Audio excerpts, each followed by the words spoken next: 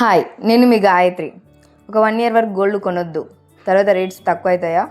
కాదు, విషయం వేరే. రీసెంట్గా మోదీ గారు స్పీచ్లో కొన్ని పాయింట్స్ చెప్పారనమాట మన ఎకనామీ గురించి. అవేంటో ఇప్పుడు డీటెయిల్గా చూద్దాము. ముందుగా గోల్డ్ గురించి మాట్లాడదాం. మీలో చాలామంది ఒక విషయం నోటీస్ చేసి ఉంటారు. చాలామంది ఫారెన్కి వెళ్ళినప్పుడు అక్కడ గోల్డ్ కొనడం స్పెషల్ థింగ్ లాగా ఫీల్ అవుతారు.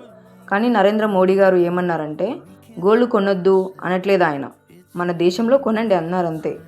ఎందుకంటే మన ఇండియాలో గోల్డ్ కొంటే మన జ్యువెలరీ షాప్స్, మన వర్కర్స్, మన బిజినెస్కి ఉపయోగం ఉంటుంది.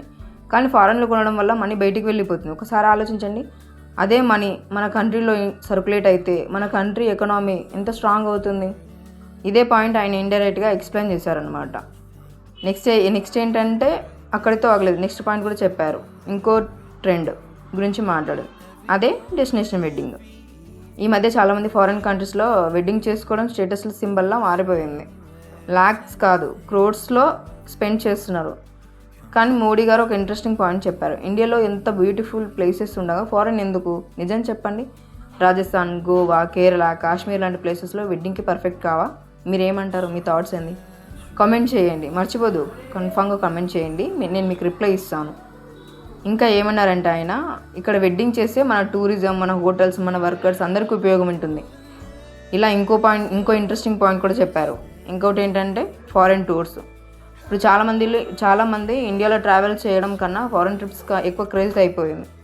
కానీ హానెస్ట్గా చెప్పండి, మీరు ఏమనుకుంటున్నారు? మన ఇండియాలో మొత్తం కంప్లీట్గా చూసేసామా? కాశ్మీర్ నుంచి కేరళ వరకు, నార్త్ ఈస్ట్ నుంచి అండమాన్ వరకు మన కంట్రీలోనే వరల్డ్ క్లాస్ ప్లేసెస్ ఉన్నాయి. కానీ మనమే వాటిని ఇగ్నోర్ చేసి బయట కంట్రీస్ వెనకాల పడుతున్నామా అని ఇప్పుడు చాలామంది డిస్కస్ చేస్తున్నారు. నిజంగా డ్రీమ్ టూర్ ప్లేస్ ఇండియాలో లేదా ఫారెన్లో? కమెంట్ చేయండి. మొత్తానికి మోదీ గారు మెయిన్ పాయింట్ ఒక్కటే, మన మనీ మన దేశానికి ఉపయోగపడాలి. గోల్డ్ అయినా, వెడ్డింగ్స్ అయినా, టూర్స్ అయినా ఇండియా గ్రో అవ్వాలనేదే ఆయన పాయింట్. మరి మీరు ఈ విషయంపై అగ్రీ అవుతున్నారా, లేక డిఫరెంట్ ఒపీనియన్ ఉందా? కామెంట్లో మీ ఒపీనియన్ చెప్పండి.